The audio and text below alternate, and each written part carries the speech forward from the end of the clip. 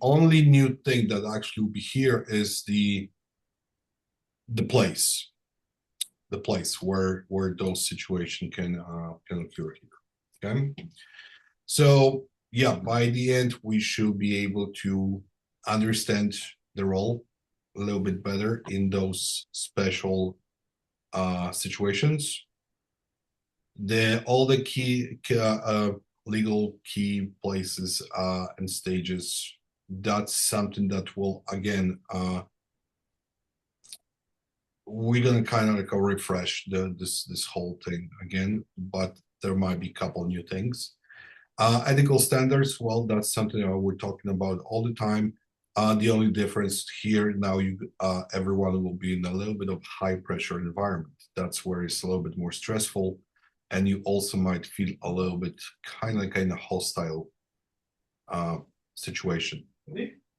You're still safe, by the way, but you might be a little bit stressed for the first times doing that. Communication challenges, well, again, here we're gonna go based on those high pressure environments and challenges.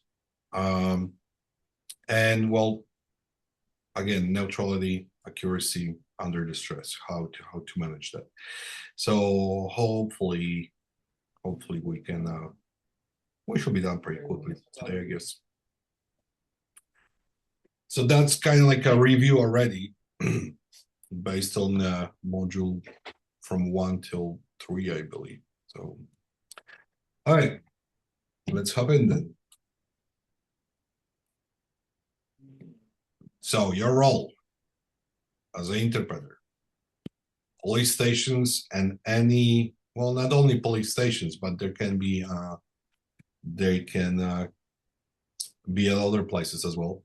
If they require interpreter, they don't have to take the person to this station right away. Also, that's early stages of the legal interpretation itself. So police will still land under the legal.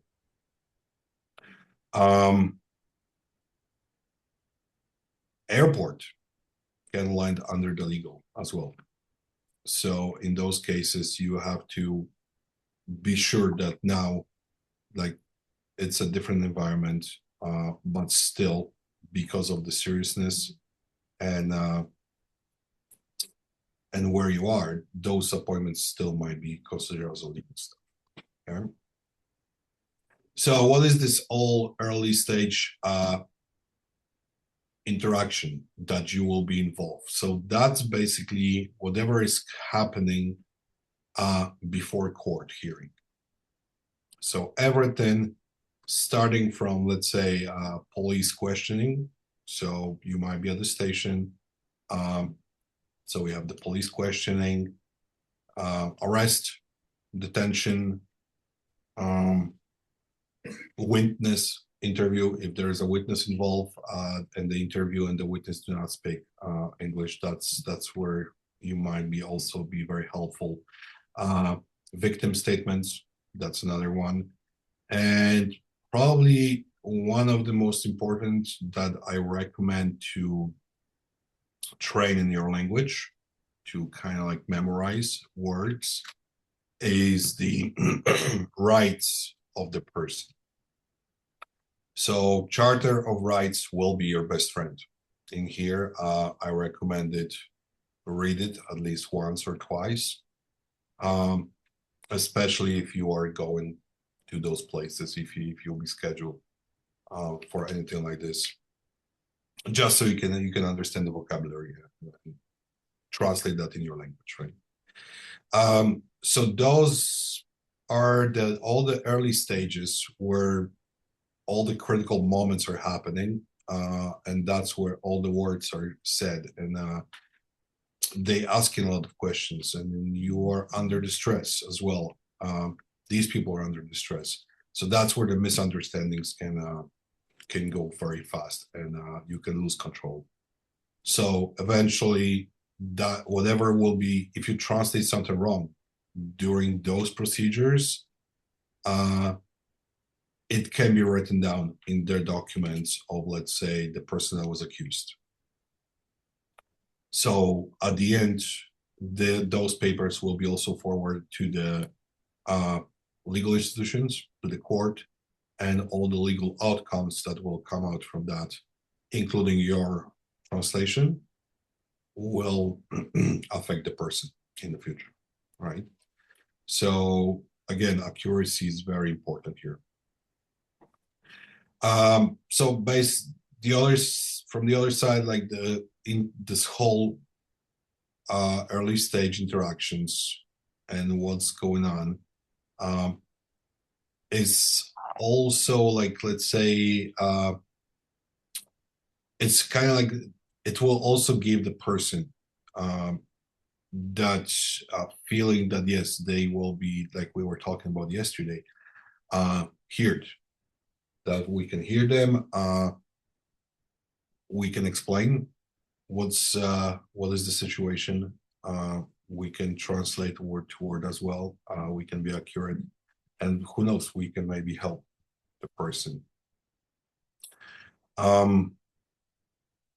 So you need to be here absolutely aware that everything that you will say and will be not accurate eventually might have some legal consequences later on for the person as well, right? Well, who knows? They might to say like, okay, so the interpreter who was here 2 weeks ago, that's, and now they're gonna look for you, and maybe you look for the consequences as well. So in this case, accuracy, very important. Let's say there is a police questioning. So that can be not always on this at the station. So let's say they just catching someone right on the street. They can catch them at the suspect place of living, for example, right? So it's going to be anywhere outside the police station happening. And sometimes, well, I'm guessing they're not gonna get interpreters like right away. They might to wait until they will get to the station or to the jail, and that's where the interpreters will be getting. But just in case, you might be asked like, hey, can you be over there? So just something that you guys can consider, right? Now, under Canadian law, if the police is catching the suspect, the biggest problem for you will be no interpretation at all. So let's say you arrived to the station, and because under Canadian law, all of us as individuals, we have a right to remain silent. And well, if the person will not want to speak or will follow that, that's not much work for you, I guess. So also that can be the problem. So in that cases, either the police officers might to ask you to wait. Maybe they want to ask different questions. Maybe they just want to check out who is the person, and in that case, the person will say something. All eventually, yeah, at some point they might just send you home. So if the person will choose to speak with the police, and there is that language barrier, so here you will be, well, very essential to help them out. So you're interpreting everything.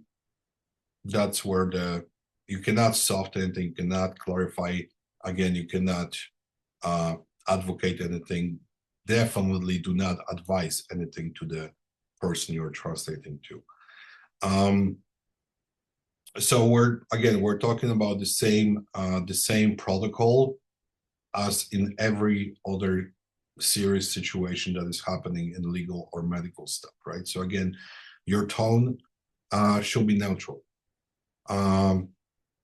If So here, like yesterday, we were talking about, yes, there were some cultural differences and your tone might change. Here, I recommend to not yell because maybe you can trigger the person. So here, your tone should be neutral.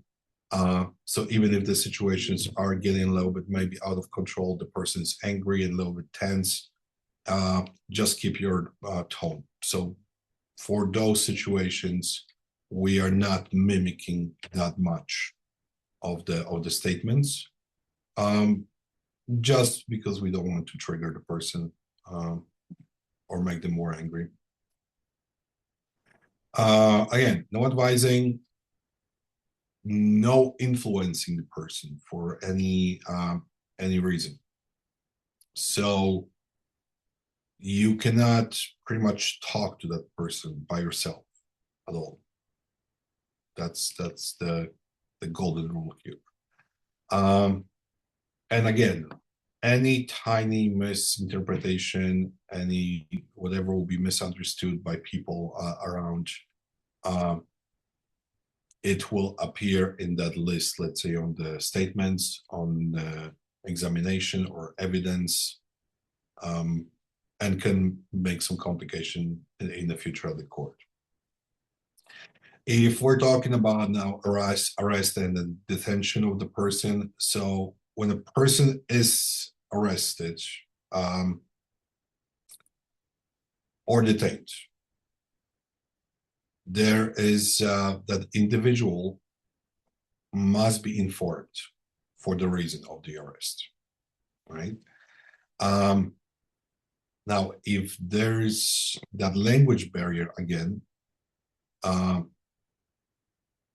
they do not understand that, that's where the interpreter might be pulled out on the street maybe, or to the house, to somewhere else, because by the rule, it's it's a legal requirement that the law officer need to tell the person why are they getting arrested or detained. So when you as the interpreter are around that situation, well, you have to tell that to the officers, that they have to tell the reason of the arrest, and that is then when they're going to tell you, you have to fully accurately convey that to the person. Like you have to tell the person exactly what the officer said. Why are they getting arrested? That individual, that person need to fully understand and be aware of what is going on around them, what is the situation, and what is currently happening. So again, if there's any clarification needed, you first always speak to the officer, for example, and after that, you can translate that to the person. So that's where you have to keep in mind that now you're not hopping like back and forth between the people all the time. Here, your officer will be the main person to find information and then explain or translate that to the individual that get arrested, right? Again, you cannot avoid anything, you cannot simplify anything, you cannot change, paraphrase. Everything need to be spoken the same way. So in this case, well, that's something I believe that might be for the interpreters, but I recommend Google it maybe to check out like, well, what is the basic vocabulary during arrest or detention, and that can help. I will provide you guys as well something like this. I actually will try to find something, but yeah, if you are interested in that topic, again, you can also do some research for yourself, and it will help. It will help. So we have the guy, the person is arrested, everything is explained, translated. Now we have to follow the rule with the rights. So here again, the Charter of Rights is something that we need to know about.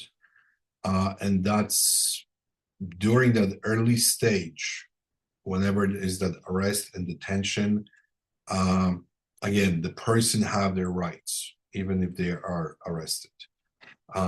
So remain silent, that's number one. They have a right to retain counsel, and it cannot be delayed. So again, now, whenever you will start providing interpretation, now there might be another person involved. That's where the counsel is coming in. Sometimes the counsel might be done probably in the same language. If not, that's where the interpreter gonna help during those appointments as well. And well, all the individuals who are getting arrested, their right is to be informed about those rights. So the police officer, during the arrest or the detention, they have to tell the person, yes, you have a right to remain silent, for example. So we all probably saw that in the movies everywhere when the police like getting arrest people, and that's where they start talking. That's where the speech is coming up usually. So yes, that is happening also in the real life. Now, for interpreters, every word, again, in this case, will be later on monitored, right? So we have to be sure that everything's correct. Legal terminology in this case, well, it all depends how far that detention or arrest is going. If they end up at the police station, now we have the counsel involved.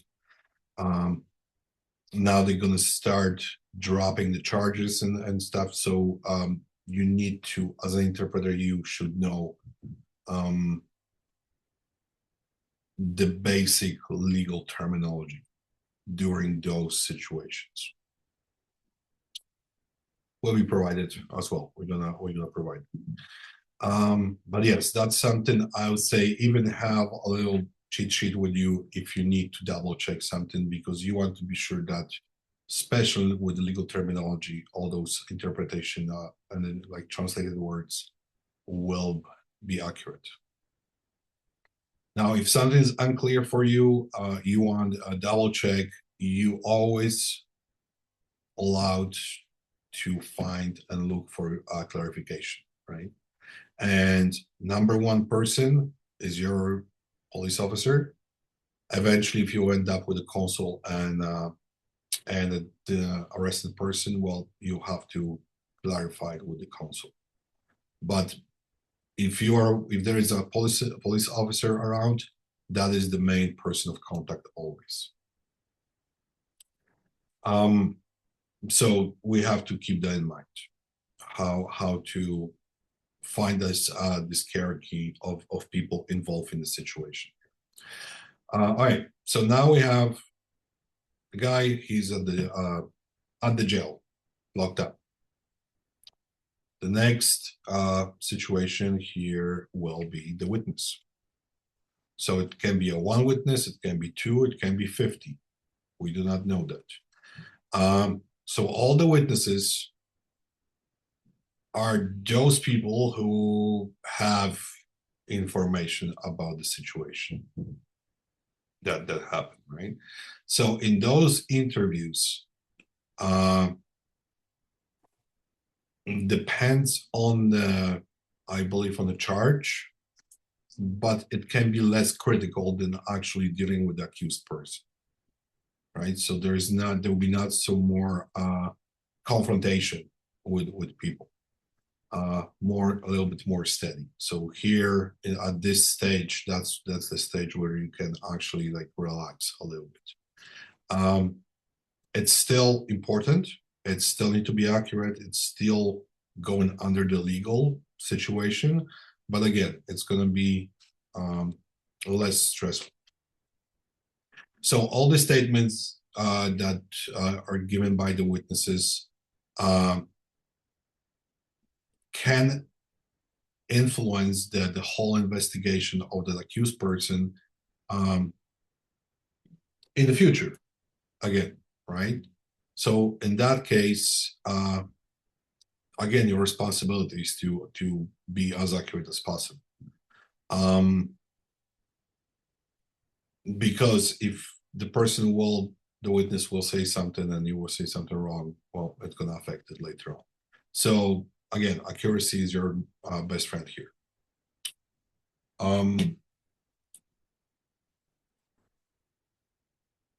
I kind of lost the vibe now. Yes, accuracy.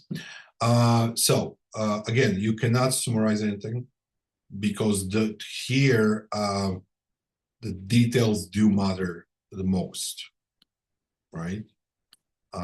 So if there is a time, if there's a date, names, all the information, metrics, in that cases, yes, all those details matter a lot.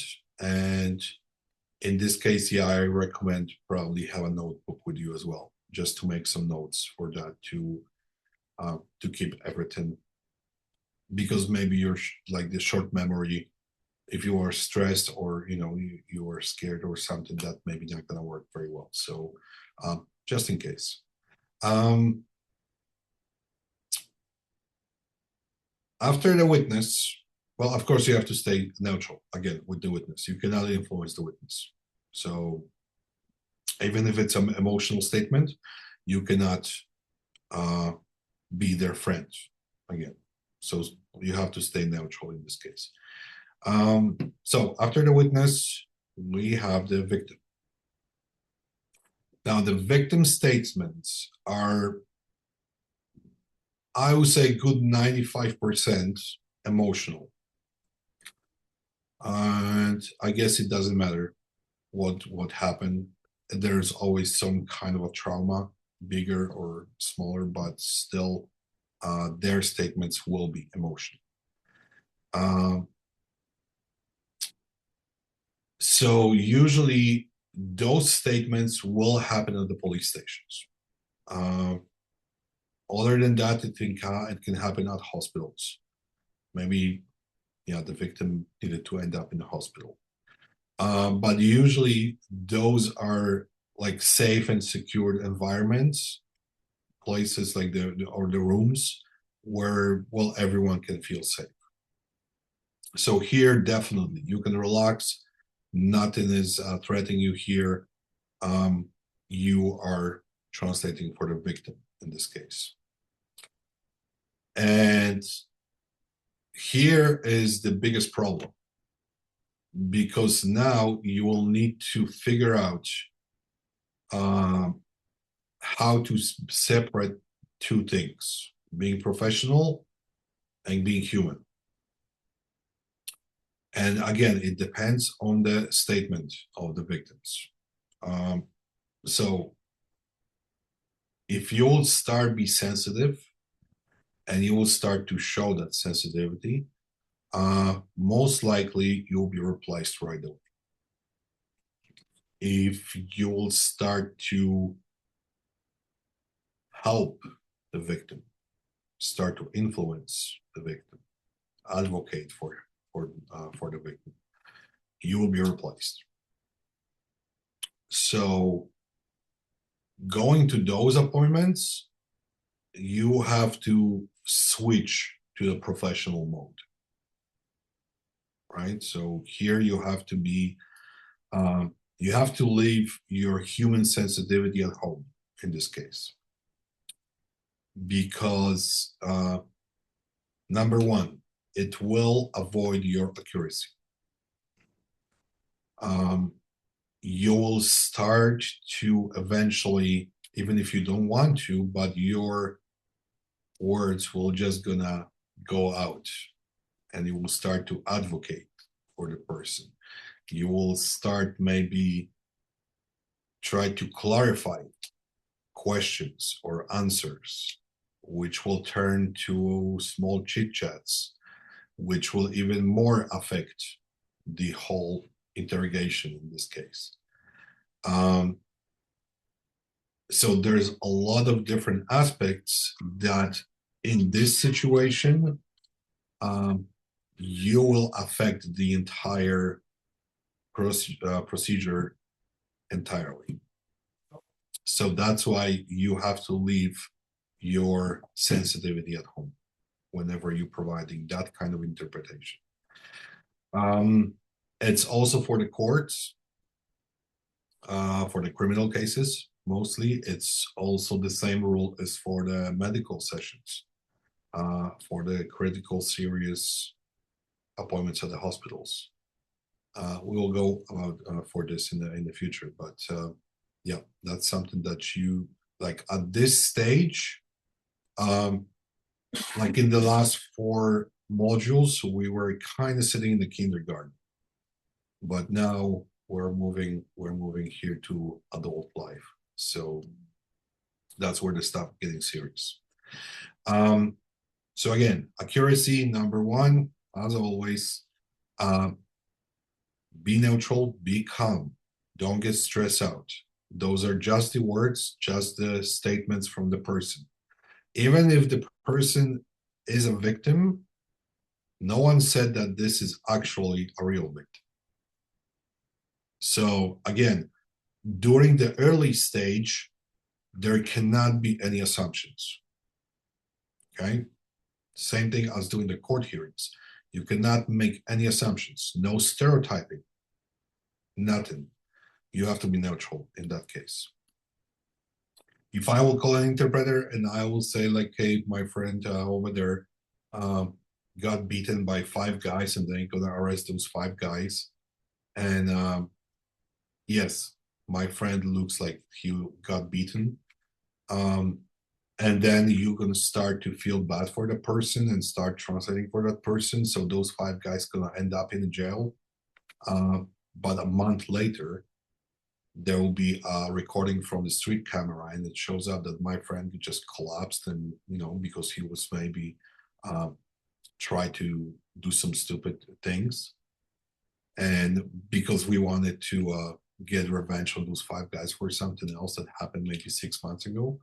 Now we wanted them in jail. So again, until it's not proven by the court, by the jury, you cannot assume anything. Okay. So just to summarize why everything matters in those situations. So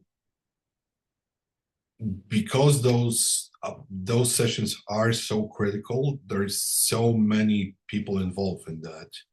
And well, no, I mean, I'm not saying that you will be involved in every single appointment because of that one case, but you never know. So it is important that you have to be professional. You need to feel comfort for those appointments as well. So you need to be 100% sure that you can attend this kind of session.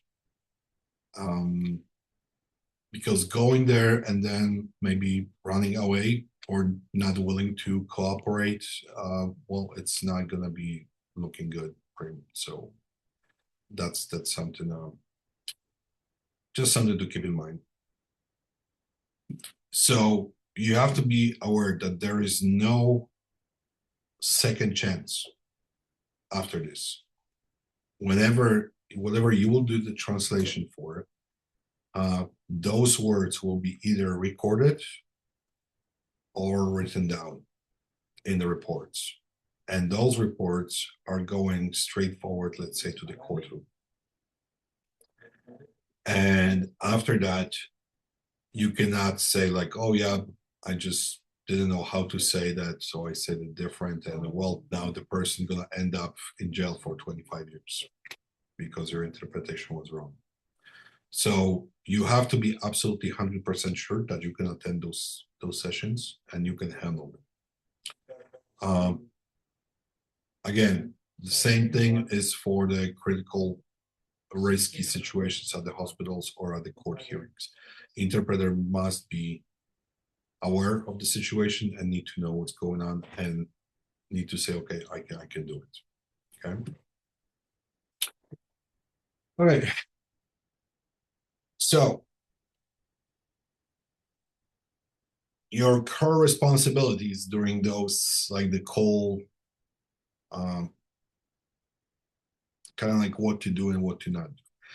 So when there is that police catch, detention, arrest, number one that you want to avoid for all reasons, do not explain the law to the person you're translating for.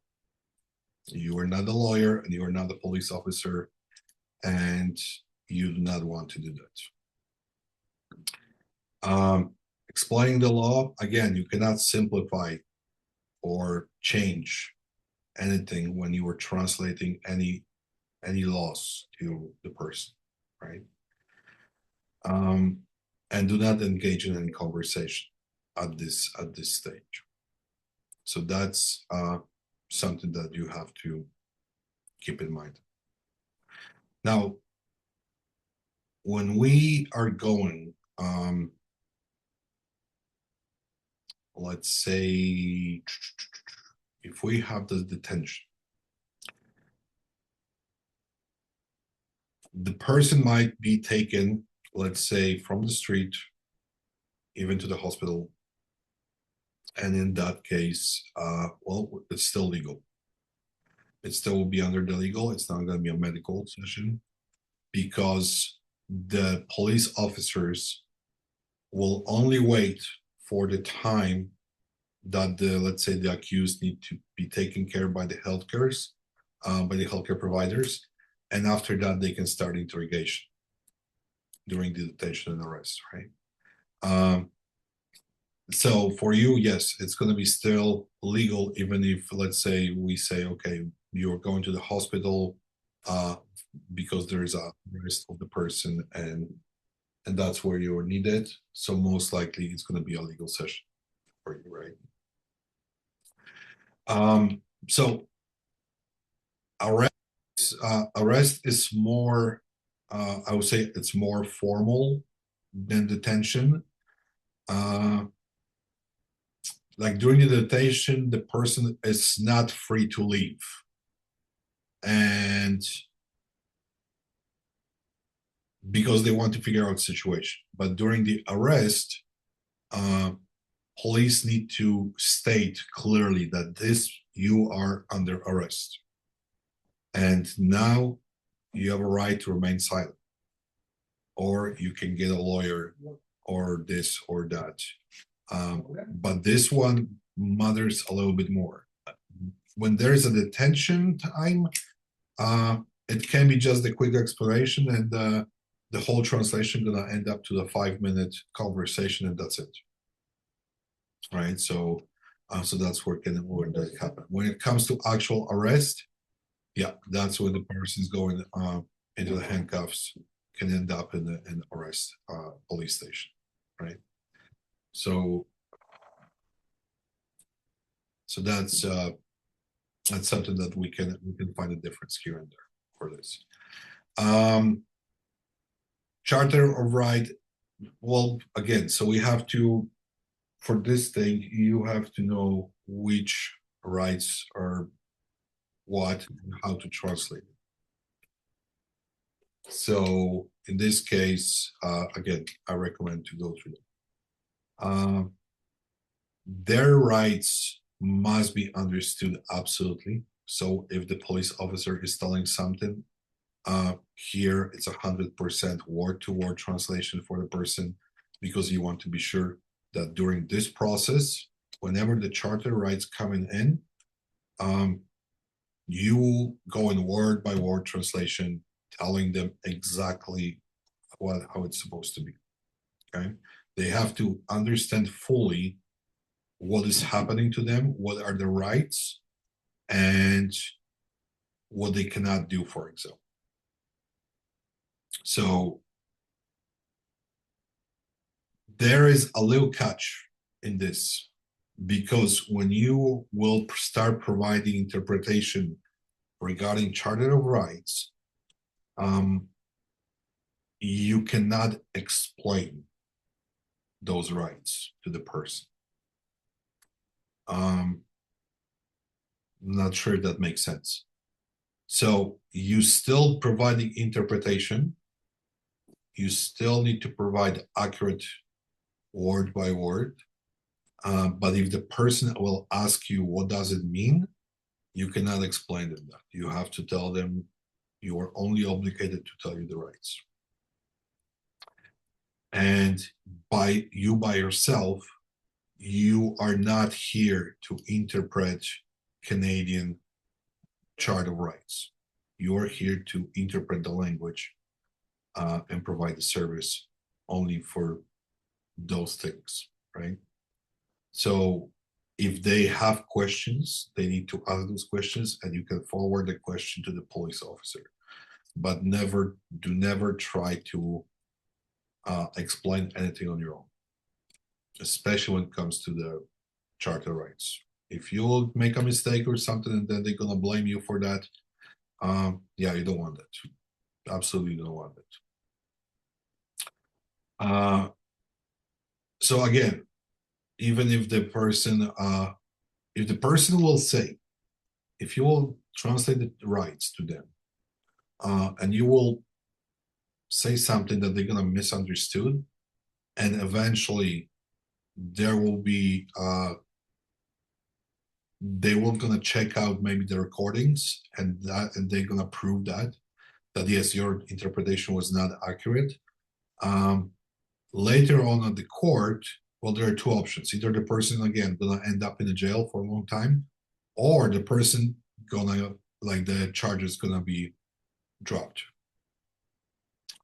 and there'll be no case. So that's something that we have to keep in mind. Warning.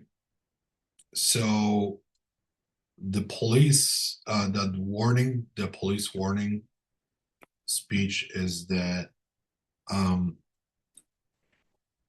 the same process of the arrest. So whenever they say, like, hey, anything you say will be used against you, right? So again, it's a short sentence, but you have to translate it accurate, because if you will make any changes in this sentence, and it can change the meaning of the message, yeah, it will affect, again, everything together, right? So we have to be sure about that. Now, after that, we have the police interview. Police interview, interrogation. So in this case, we have, like on the first slide, so we have the suspects, we have the witnesses, we have victims. There might be maybe some family members involved eventually into that. So we never know. But your number one responsibility was here. You will be mostly do consecutive interpretation. We are not doing simultaneous interpretation anymore in these cases, because here everything needs to be understood in this at this stage. And because during the simultaneous interpretation you might make a mistake, consecutive interpretation will be just way easier and better for the understanding. Again, if there is statement of a witness and a victim, in this case, you have to follow that rule of the tone. So in this, yes, if they do hesitate answering the questions, if they are emotional about the particular questions, if they are not sure, they are showing that they are not sure. In those two stages for the witness and victim,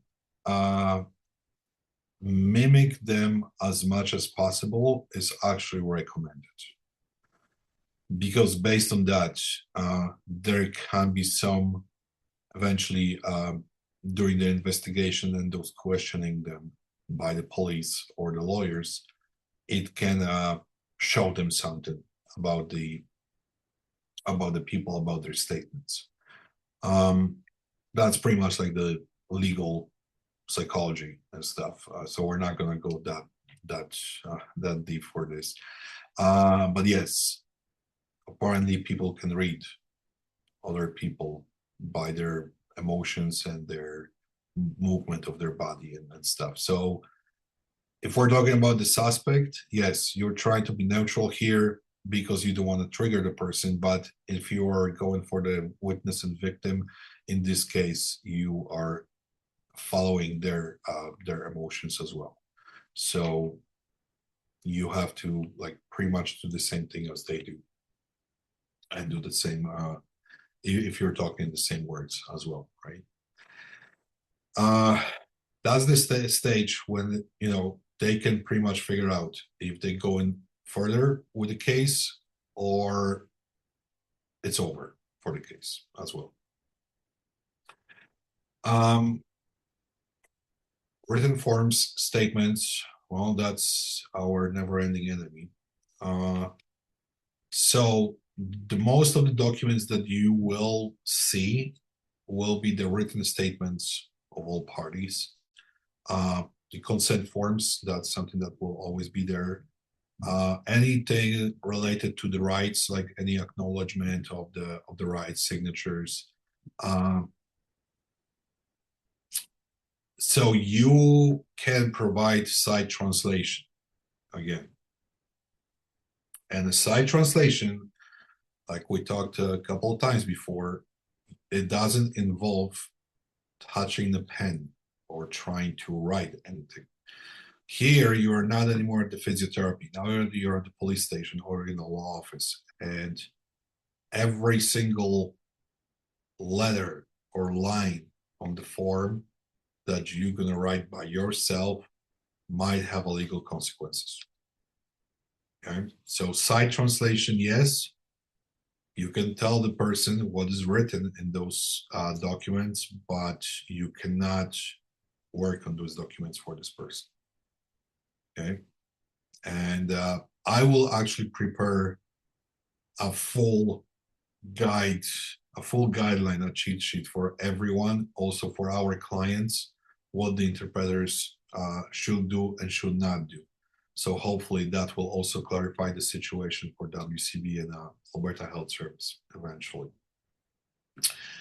All right, so we have the release or the bail stage. So this is still the pre-court situation, the pre-case actually, but this is the final form. This is the final stage where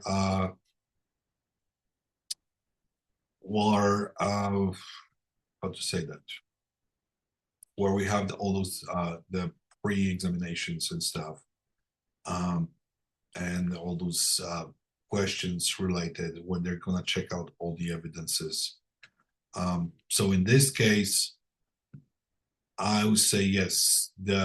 It's still, if you will be called to that, let's say if you were called to the first stage and now you're coming to this final stage again, you need to be consistent in your behavior again. So just keep in mind that you're gonna probably see the same people. They're gonna probably ask the same questions again. They will try to verify the same things again. So you have to be absolutely again on the same state, the same level as you were in the previous stage, right? So I would say just to be sure, maybe try to practice by yourself, try to check out YouTube videos, how the interpreters do acting during those situations. Maybe there are some movies. I guess there's some maybe police TV shows where the interpreters might be involved. So if you want to see how things are done, it will definitely help for that. Okay. All right. Modes. So we're going back again to our modes for the interpretation itself, right? So we have the consecutive, simultaneous again. We have the side translation. So simultaneous, consecutive again. Most common will be police settings, hospital settings, anything that will be relied on those testimonies and the witness statements. Eventually, if you will move to the court, that's where some of the courts require simultaneous interpretation. Not always, but they can ask for it. So if you think you're good at simultaneous interpretation, you can handle at least like 30 to 40 minutes of constant translation, and you are pretty good with that. Well, we can try, right? Side translation, that's the one I just mentioned. So yeah, just they use all the forms. I'm gonna write down all the reports, and how those things gonna pretty much work, right? So we have to keep that in mind. Emotional, intensive people, and whenever they are silenced. So that's where one of the biggest challenges is coming up. Now, the reason why, we have to go back again to the first stage. Let's say detention, arrest, statements. So in this case, we have a lot of emotions involved. There can be fear, there can be traumatized, they can panic, they can be in the shock. There might be confusion of the witnesses. You name it. Any anger in the, let's say, maybe the accused person towards other parties. Maybe there will be like a anger towards the police officers.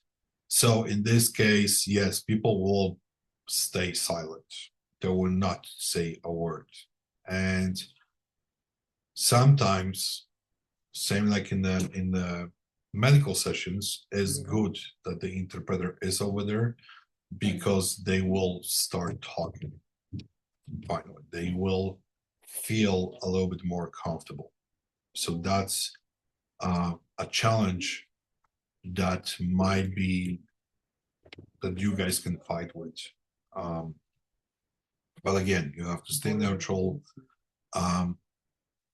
You cannot express anything like the sympathy for the victims, for example, the judgment for the accused person. So again, you have to leave all those things at home and show up professional.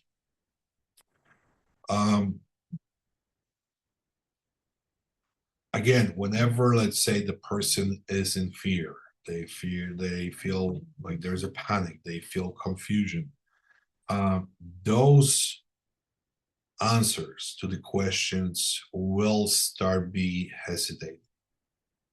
The stress of the overall situation might affect their statements. Their emotions will affect their statements. So everything here, still, you guys need to pick up all those words and accurately translate everything word by word as much as possible. Of course, there might be some of the words that you will not be able to translate because you cannot hear them, or it's hard to understand what the people are saying in those emotions. But whatever is happening during that stage, it's usually also recorded anyway.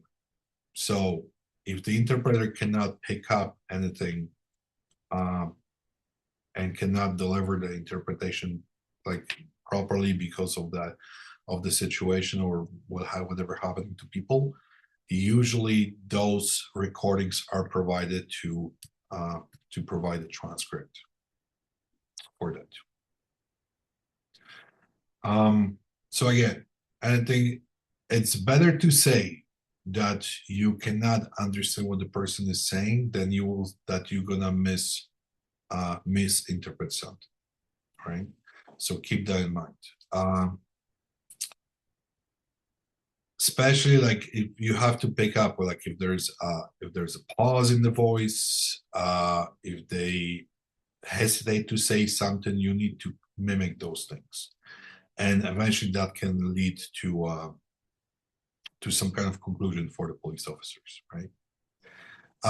The fast speech, yes, or the interruptions. Well, what if the person is intoxicated or in a huge, like, hyper aggression? For example, the adrenaline is kicking. So in that case, again, you have to stay calm. You have to stay neutral. You cannot show that now you are scared of the person.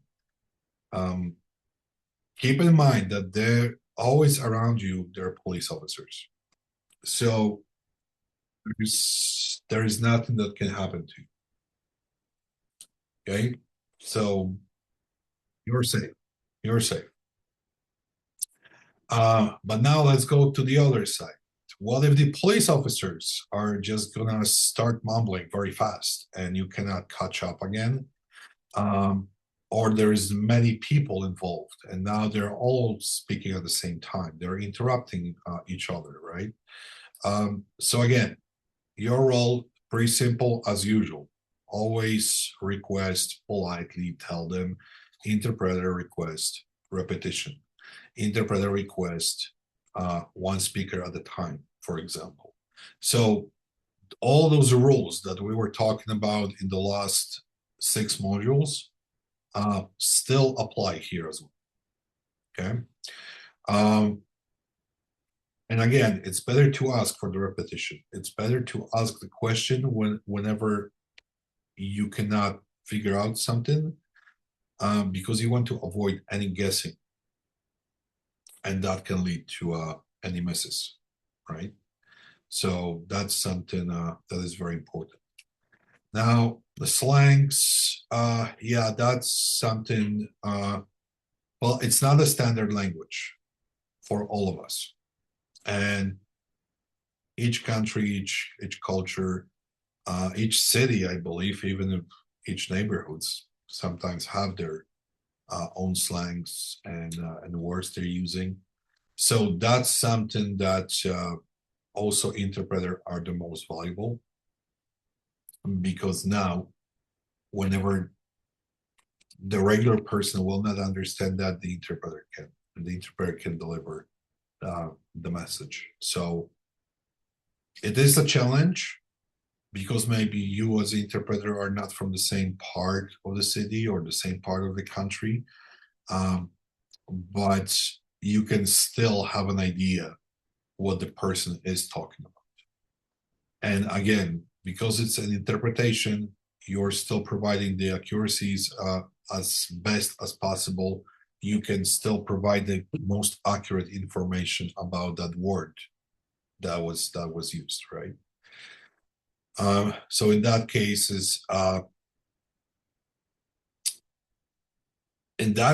like if you try a literal translation, like word to word, well, it can misinterpret something. If you provide interpretation,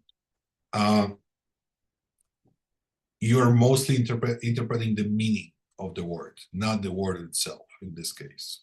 So if there is a slang or anything, any like non-standard language, your interpretation in this case is interpreting the meaning of that word.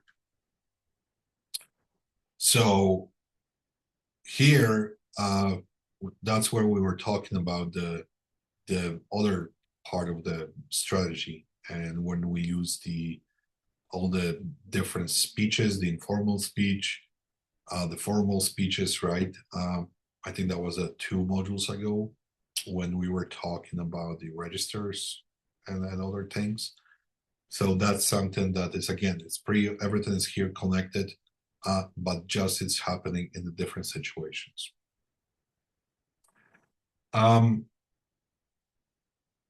So just be aware that whenever the slangs are coming up, you're interpreting meaning of the word. not the word itself.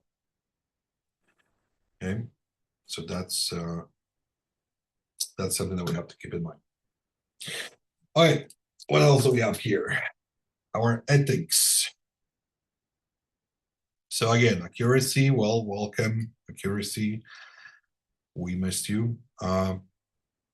Always accuracy is the most important, and we're gonna use that ethical go for all modules, most likely.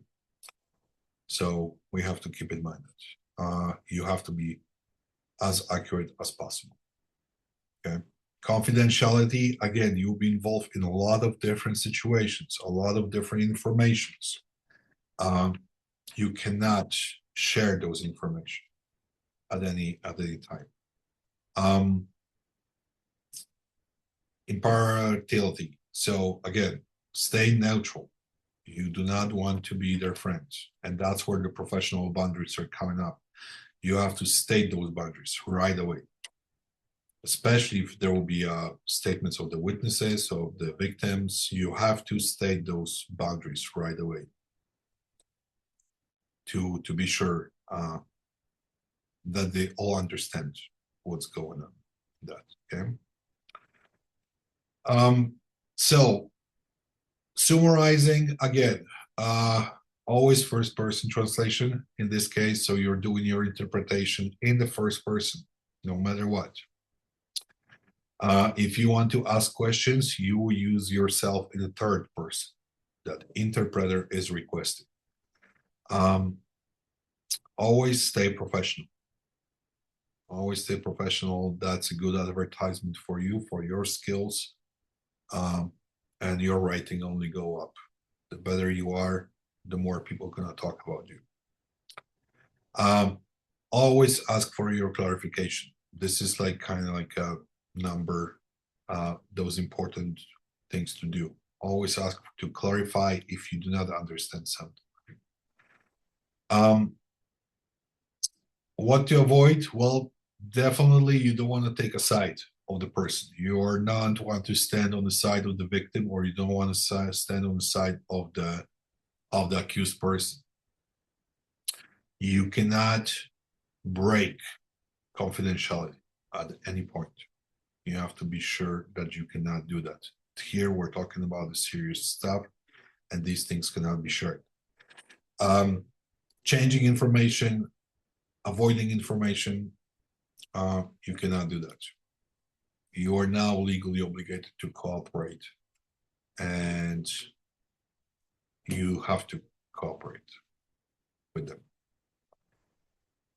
So a good preparation for this, what to do the best? Well, again, your legal terminology, that's something that you're gonna have to keep with you all the time, no matter what, if you go into any legal state appointments, because there's just no way to memorize them. The most important one, you have to be mentally prepared for that. You have to be sure that, let's say, if you're working with our company and we ask you, do we have a police station session? We need an interpreter. You have to be sure that you are mentally prepared for that and you can handle it. Only then you can say yes. If there is a hesitation from your end, if you feel like maybe I should not, I'm not sure if I can handle it, yeah, just tell no. And well, you have to leave your emotions at home. So that's the another important thing.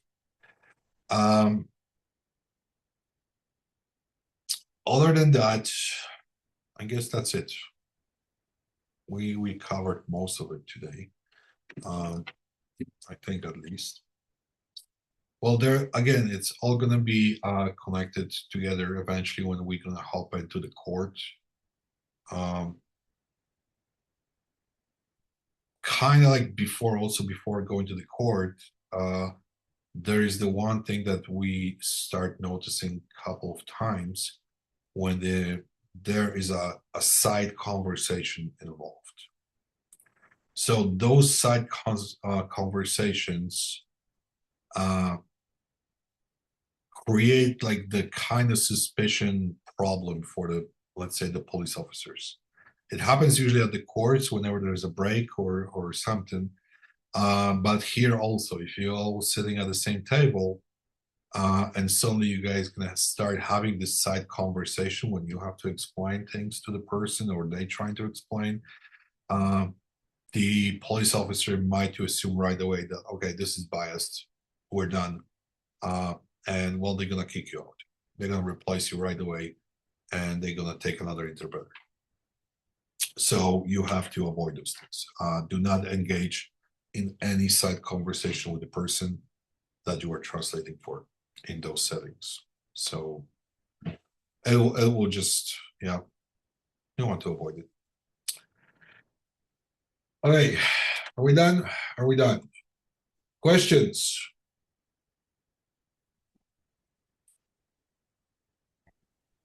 Can I ask my question, Peter? Yes, please. That's what I'm waiting for. Yes. So you mentioned in one of your emails that there were complaints regarding paraphrasing while the customer expected verbatim translation. Where is the line between verbatim and paraphrasing? Because you can, in many cases, you cannot translate word by word. You will, in order to translate meaning for meaning, you will have to sacrifice the syntax. For example, in order to translate the word foreclosure, I will have to use 4 words in Russian. Peace bond, 2 words in English, 4 words in Russian, right? Yeah, So yeah. and eventually it will not be, how do I say, a carbon copy of what it is in English, right? So Yeah. can you explain what is your idea of where the line is? What sort of where is it where too much of paraphrase is? Thank you. Well, in our case, I kind of know what you're talking about because we have the same problem in Polish language. Whenever there's a one word here in English, we can put 12 different words in Polish for that, and it's still going to have the same meaning. In this case, since you are the master of your language, you are the person who absolutely knows the language. I'm always telling the interpreter to choose the word that's gonna mean the same thing as much as possible. So you cannot paraphrase anything here because now you're changing the meaning, and you cannot change the meaning of the message that came out. So I think that's what we were just saying here. I think which slide that was? 3, 4, right? I wanted kind of practical example. Can you recall any like practical examples, like when people were complaining about some sort of paraphrase? What was the phrase? Oh my! Like I will have to go through the hundreds of emails now to check Oh, it you out. don't. Okay, you Like, cannot yeah, like come I up with don't have something. the. I mean, Okay. I don't have a list right now on the desk for the complaints. But though I can find it. I can find it. Okay, no need to do this right It's now. actually, it can be also a good training for interpreters when we actually find the complaints from the places, all the places, not only legal, and we can treat this as a real life scenarios to work on the cases, right? So yeah, I can check it out. Where actually were the biggest complaints about that, but sometimes you have to be aware that clients and locations, they complain just to complain. Maybe they don't like you, or maybe it was raining outside and now they calling us and say like, your interpreter is absolutely terrible, he has no idea what he's talking about, right? So each complaint, I can assure everyone here, each complaint that is coming to us about any interpreters is always first verified. Until I'm not 100% sure, I'm not start blaming any interpreter for doing something, because I exactly know how those locations work and the people that you're working with, also how they can behave. Let's say there was another interpreter speaking your language, and that interpreter worked with that person 4 times. And they kind of get friendly, right? And suddenly we have today Wednesday, and Marat is showing up. How dare you? Right?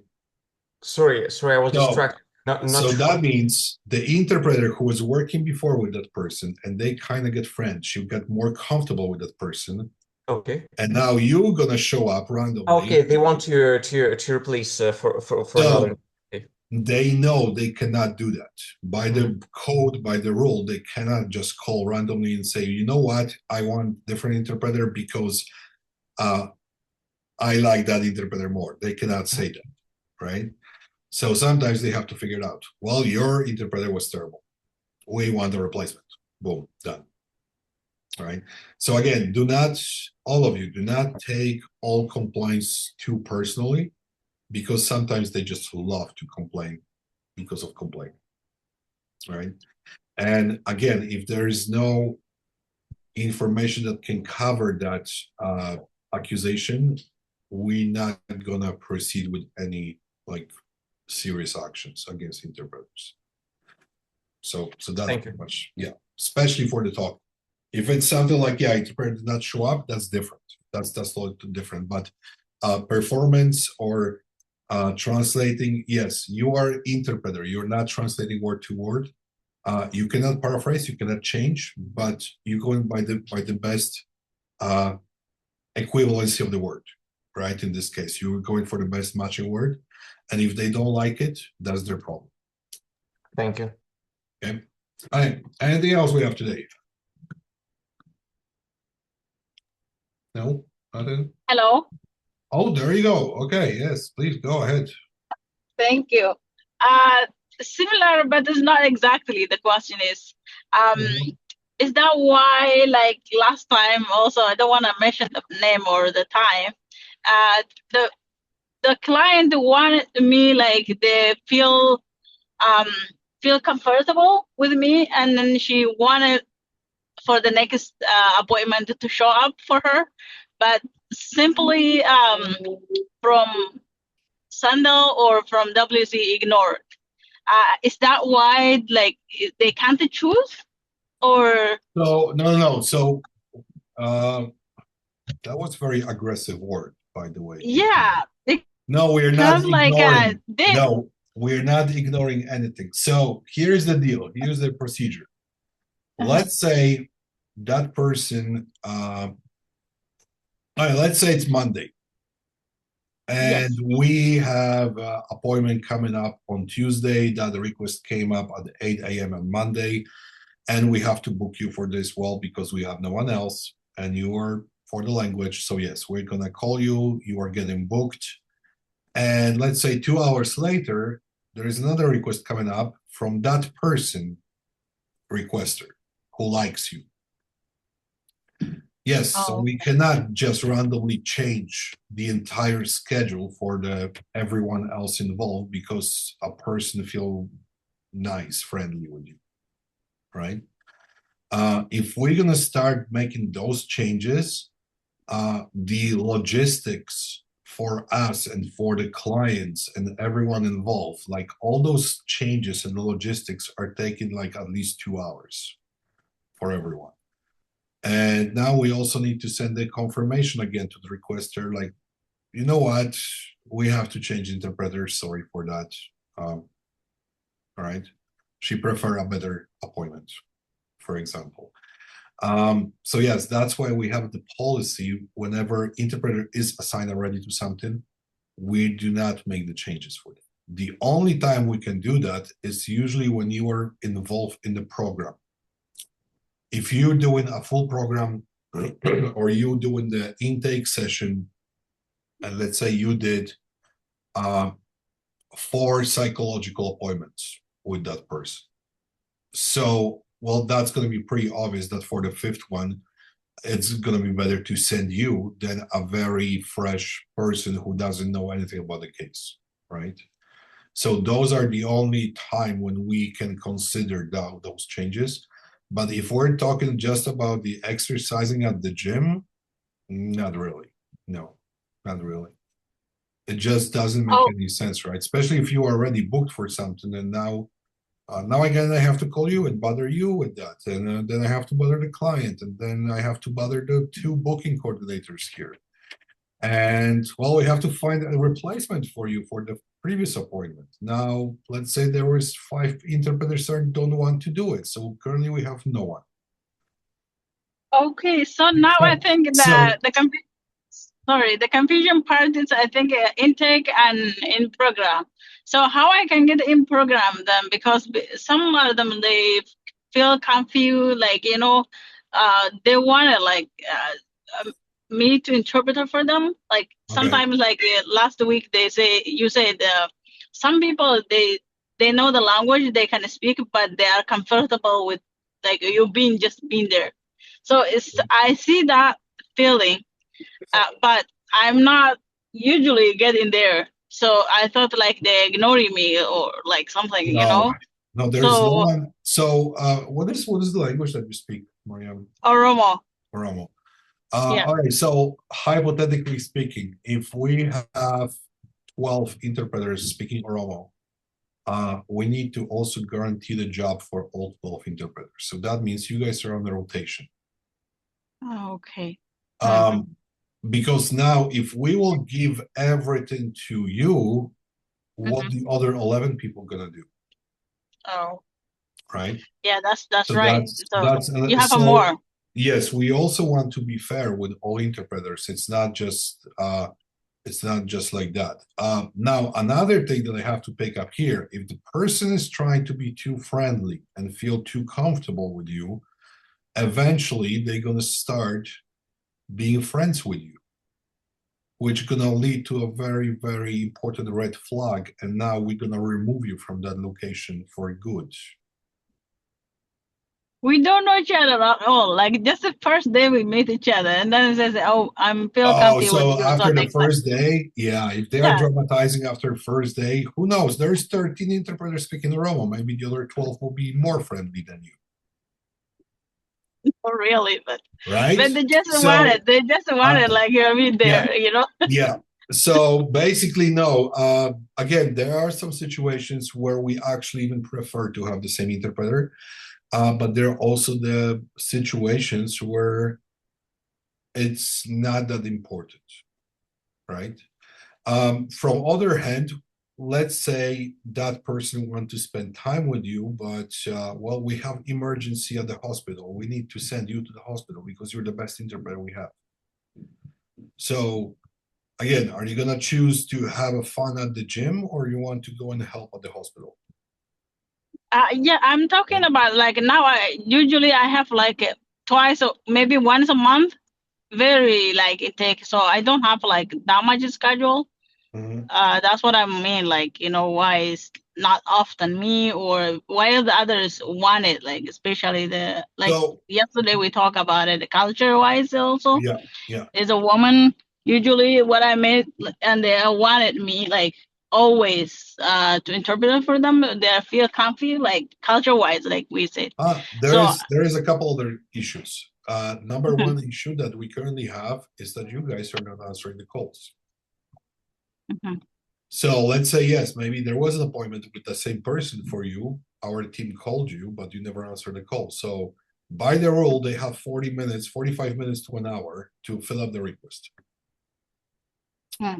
Right? And if you not pick up the phone, maybe you missed the appointment with that person as well. That can happen too. Because we have to provide those information like right away. We're getting the request at 10 a.m. by 11:50 by 10:50 by 11 max. We have to have an interpreter send a confirmation to the client, provide all the information, and get everything ready to go and booked. Right? So just that means sometimes I'm missing call. Sorry. Yeah, so just maybe you just, I don't know, went to another room and you left your phone in the kitchen. Oh. And we called and you didn't answer, and that's what happened, right? Of course, obviously, I'm not saying now that you guys need to keep your phone with you 24/7. Yeah. No, it's not like that. But I mean, there is a lot of different aspects, Another one, the language itself might be, there might be a slowdown in the language as well. So some languages, we start noticing the patterns, and those patterns are occurred very often, right? Like some language, let's say, is more popular during the springtime. The other language is more popular than during the winter time. So Sorry, slow down in like and as a needing for interpreter, or yeah, itself well, I all mean, that. well, the people are so. What I'm starting, so basically, when we start noticing the patterns and differences in languages needs, I'm usually checking out the market in the construction. Okay. So, because most of the people from WCB are usually from the construction accidents, and I'm checking out the construction seasons, for example. A lot of people, like let's say, I don't know, let's say, for example, Spanish language. A lot of Spanish-speaking people, for example, have a lot of accidents in this winter time, and we couldn't figure out why. Well, it turned out that during the winter time, the oil fields are running, oil rigs, and the oil industry is running still. They're still pumping the oil, right?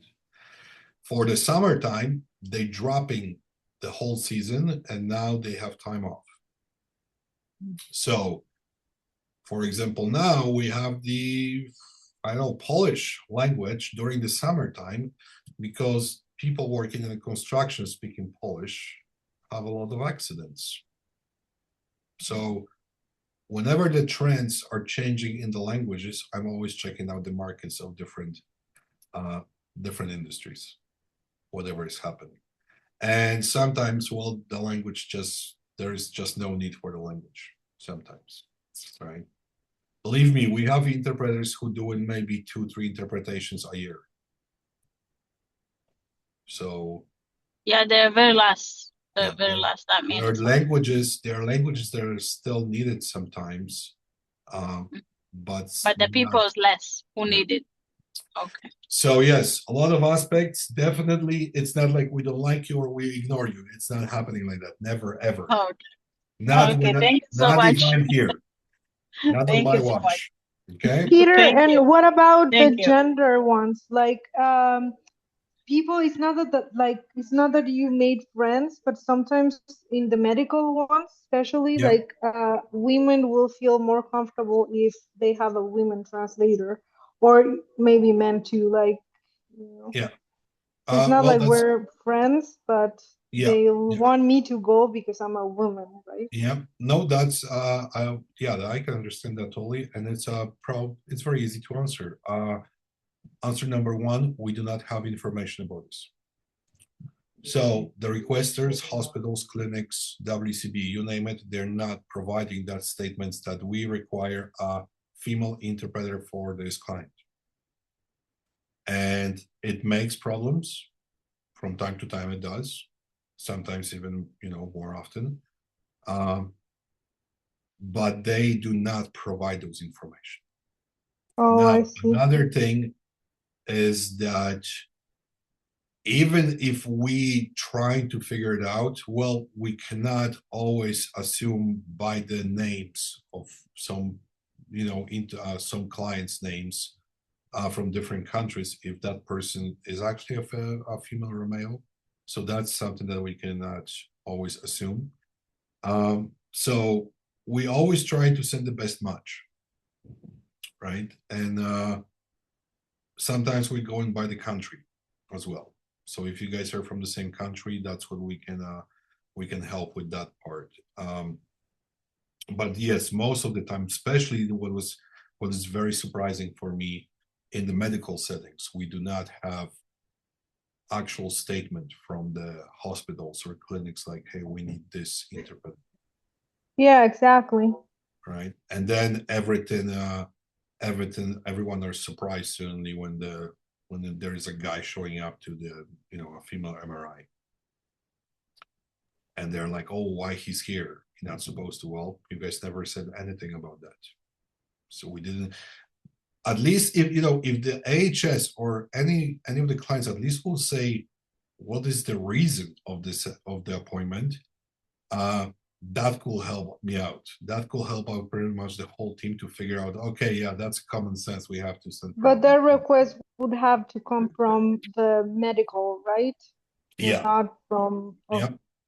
So the problem here is that before you get assigned to any assignment, so imagine there's a patient coming to the clinic, Calgary downtown. They cannot communicate. So the doctor will tell the, let's say, reception, hey, call to let the Alberta Health Service Translation Department, that we require interpreter for, let's say, tomorrow at 9 a.m. Spanish, for example. And that reception will just randomly send an email to the AHS department that they need Spanish interpreter tomorrow at 9 a.m. That's all, right? So now AHS department sending that information to Central Translation. Hey, we need a Spanish interpreter at the clinic here in downtown tomorrow at 9 a.m. So what Central Translation is doing, well, we're calling the first interpreter that we can catch.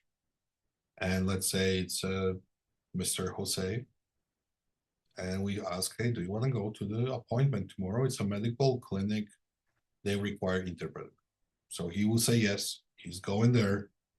And the patient is a female and doesn't want to work. And now she starts panicking because there is some random guy just show up in the door. And why is he over there, right? And they're calling us and they have a complaint that why your interpreter is not polite and is a guy. Well, no one knew about that. So that is the problem. And in this process, it's hard to track down and educate everyone to work with those procedures, because in all the different environments currently, the interpretation is not seen like as something very important to people. They just want to get, just get it done sometimes. They just want to write this prescription, kick them out, and take another patient because they have a lunch at 1 p.m., for example. So, yes, there is a lot of education needed for healthcare providers, for private companies, for legal companies, for anyone where people do need interpreters. But that will take time. So what we can do from our end, I'm trying to educate sometimes, but yeah, it's up to them if they want to use that knowledge or not. So yeah, a little bit sad, but that's how it is. Oh, okay, thank you. Anyone else? Okay, well, I guess the enthusiasm is slowing down since the last week, guys. There was like 40, 50 of you. Now we have what, 18, 20s. And you don't want to talk to me. And Peter, I have a question. yes, there you go, please. So I asked it in my email, but I didn't get a response. Do you record the legal sessions, and do you think you will publish them?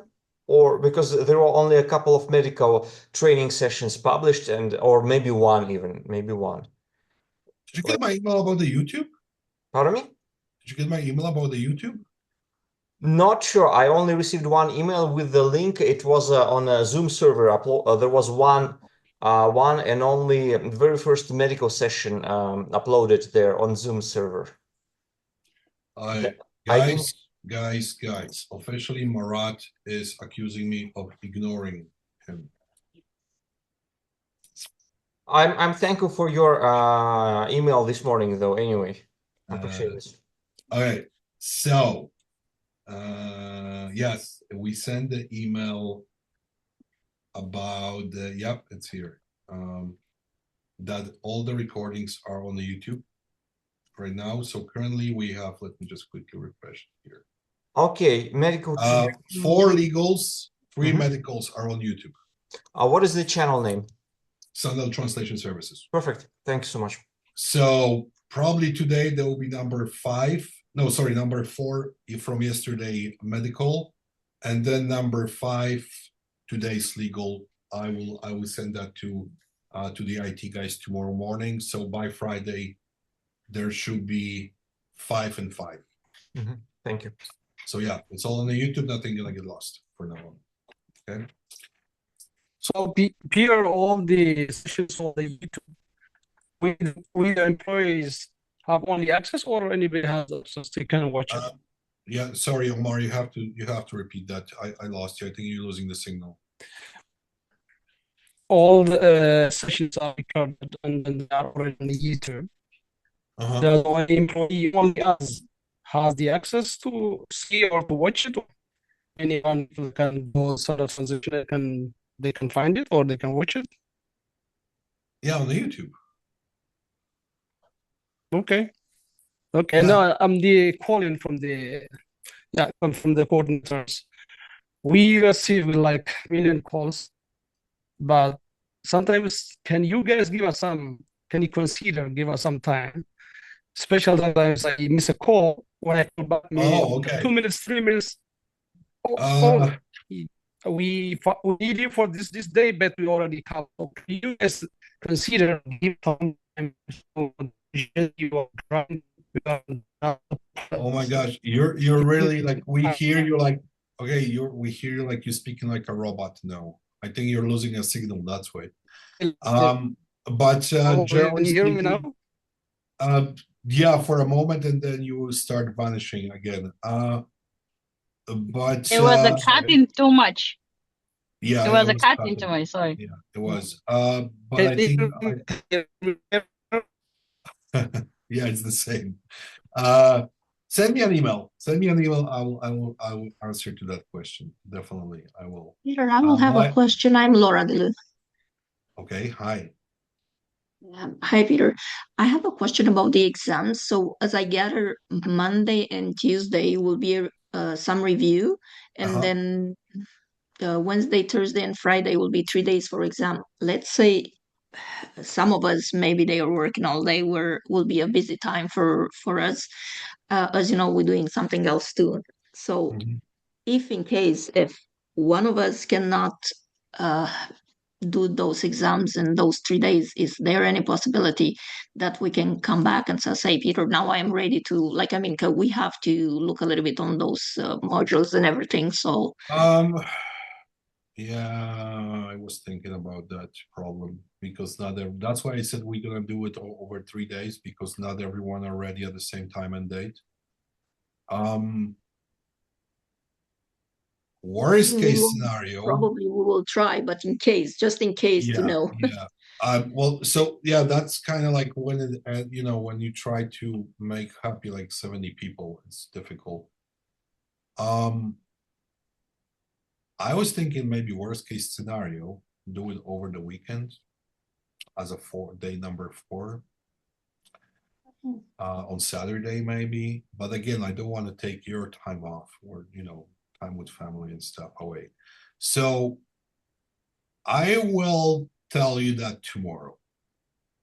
Yeah, if you come with some ideas or something, just let us know, just in case for people which will like to, or some other interpreters which they didn't get to participate or something, where they will be hired later. They will be probably will have the opportunity to get the exam too, I will say. Laura. But you are a medical interpreter. Yeah, you are a medical interpreter, so you should be fine. Yeah, I think we shouldn't be. Yeah, let's try to. I will think about it. Let's do those 3 days, and maybe we can do one day for I don't know 20 people for whenever you guys want to do. Actually, no, not whenever you want to do it because I'm gonna run out of time eventually. The different kind of days for the Yeah. people which will not be able to do it, just only. So I mean, so the exam itself, it's not mandatory. It's not like something you have to be on Wednesday or Thursday to do that. So we can probably adjust something here and there. Yeah, just let me think about this, and then we should figure it out. Also, the exam, for 5 modules, I was thinking to do at least 5 questions from each module. So it's gonna be 50 questions. 1 hour should be for that So it will be 5 questions from every module. So they are 5 of them, 5 modules. So it will be 5 times 5, no? Yeah, like 5. So 25 for one, 25 for the other, right? Oh, yeah. And So it will be like medical in some days and legal in some days, or both in the same day. I mean, yeah, if we're gonna do 1 hour here, 1 hour there, it's doable. and the timing will be like an hour to what's the Yeah, timing? probably we should be done in like 40 minutes or 1 hour. 40 minutes. Okay, that So, means you will put this. I don't want to keep you, for like 5 hours to write the exams. That's nothing like this. Again, those exams, it's not like I mentioned that yesterday. Someone asked again. Those exams are just to check out where you currently standing with your knowledge, and again, we want to check out, and I want to check out if whatever I'm doing here have any value, right? Because if there will be a 25 questions and you're not going to answer to 25 questions, well, that means that I guess like I'm not explaining things correctly, or you are not participating. Oh, okay, so will be multiple choices questions, like multiple choices, or yes. So multiple choices, yes, but I also want to include a couple scenarios here and there on the real life events, just to see kind of like your approach to the situation based on, let's say, those 5 modules. Oh, okay, to explain how we'll act in that kind of situation. Okay. Yes, I want to kind of see like how you're gonna act and react to the different events and situations as well. And I think it's a little bit more even valuable than just endlessly just putting X on the which answer is correct, right?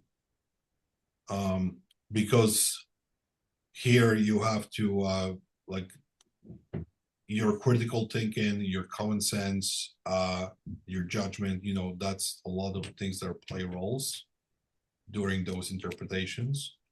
And just doing 25 questions, multiple choice answers, that will be probably just that means I'm just offending you with that. I don't have respect for your knowledge. So yeah. Okay. So yeah, how will be this online? You just everybody will get the questions and we'll send the answer in, or yeah, we're probably gonna do it with the using the Google Forms. So that's anyone can sign in with their email address, with their names, and then just submit it, and then we can just check it out. Oh, okay, so it'll be the question and we'll submit it with the Google form. Okay. All right, probably something easy. Like I said, this is all experimental thing right now. Like I didn't have all the ideas in my head. Some ideas came out in the last couple of weeks. So yeah, stay with me. I believe the next class, the next semester, when we're gonna do the same program for other people, will be better for sure. Okay, yeah. All right. Okay then. Thank you. Kiko. Yes, Kiko, what is? Yes, please tell me. now I have a questions about those test. So you're saying it will be online on the Google, and are we going to like review? Yeah, we're doing a review on Monday and Tuesday. Oh, okay, together. Mm-hmm. So you're gonna mark somehow before I have to. Well, yeah. I have to put the marks and Yeah, of score course. because how else I gonna know if you are good or not? Yes, and we have to advocate for Yeah. that. So yeah, we're We, kind we, of like I mean, we talk, right? yeah. Okay. Okay. Sounds Well, good. Thank you so much, Peter. sure, no problem. Someone is asking here about the results. Come on, guys, we didn't even start the exam yet. I don't know when the results gonna come out. We'll see. Who is there else? Emmanuel. Hello, Peter. Hi. Can you hear me? Can you hear me, please? Yes, I do. Yeah. Actually, I want to ask just a single question. From my entire experience of interpreting and also from the training, informative training that you are giving us, I understand that interpreting is about not about knowing the language, it's about being creative, about reading the room, and also about having automatic flow of thinking. But eventually, just we need to be excellent in communication. We have to have excellent communication skill. So, do we have some sessions to learn some communication skill? Because that one, especially in the legal room, the room which is full of people, especially who are intellectuals, lawyers, or something. Sometimes you need to be very good at communication. So, do we have some courses or sessions in our the coming courses? If we don't have, how can you Yes. help us on that session? No, yes, you do. All of you have it. You are doing those sessions with WCB. So it might sound silly, but probably all appointments, regardless of whatever you do in the gym or the case manager sessions or anything, at some point you are involved in different situations in the different settings in WCB.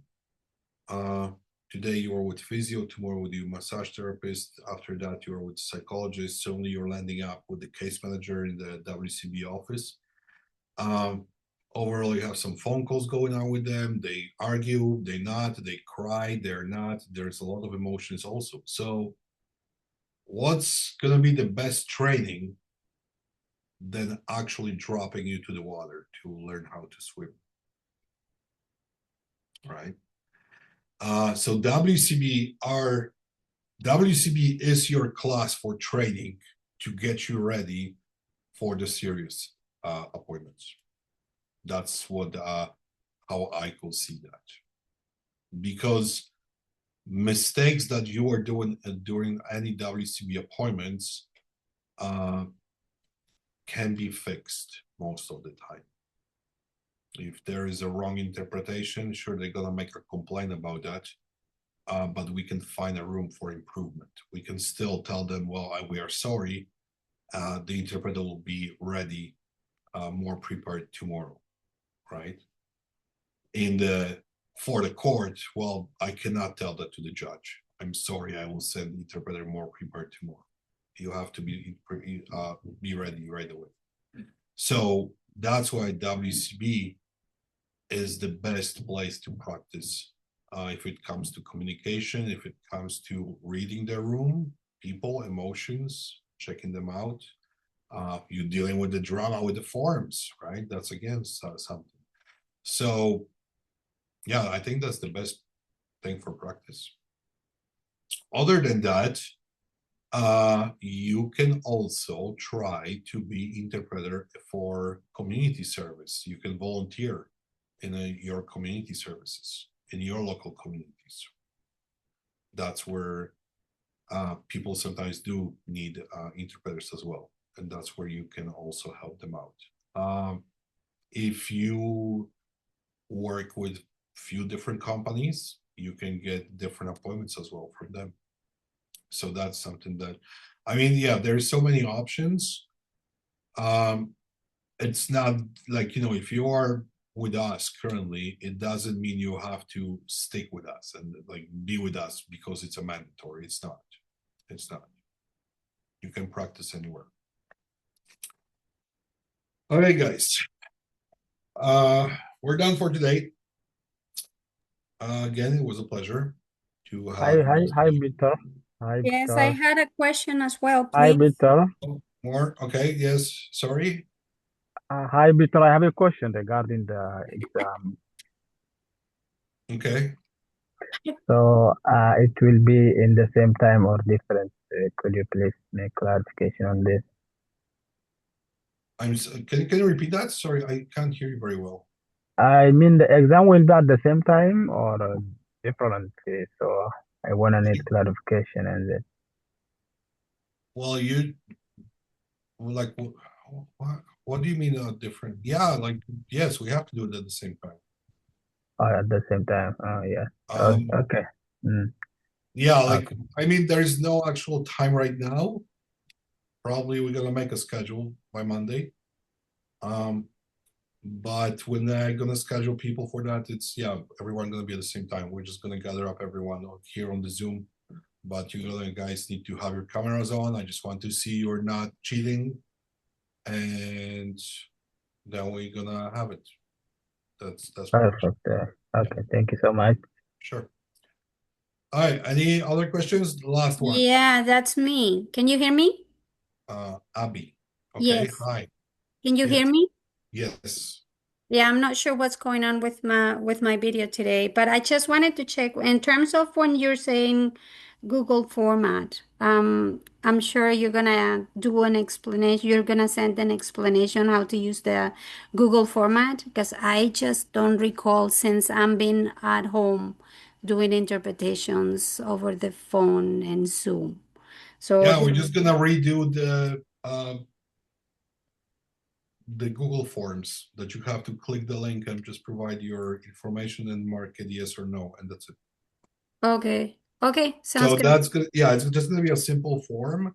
It's not like, I mean, yeah, I don't have an access to any like educational sophisticated programs to provide examination. But we can use the Google Forms for that. You just have to click the link. You're gonna have a Google form, and then you can mark. We were doing the same thing with the orientation before, a couple of years back. Oh, okay. Okay. Yeah, just wanted to make sure that I am on the right track. Okay, thank you. And then you just click submit, and I'm getting the information right away. So Okay, yeah, pretty sounds simple. good. Yeah. Thank you. All right, home time, guys. Enjoy the evening. Thank you so much for coming today. Tomorrow, module 5 for medical, and then Friday I will send everything that we have to everyone. I will double check if everyone has it. Thank you so much. Thank you so much. Thank you so much, Peter, for your time, for everything. Thank you, Peter. Have a good one. Bye. Have a good night. one. Peter. Bye-bye.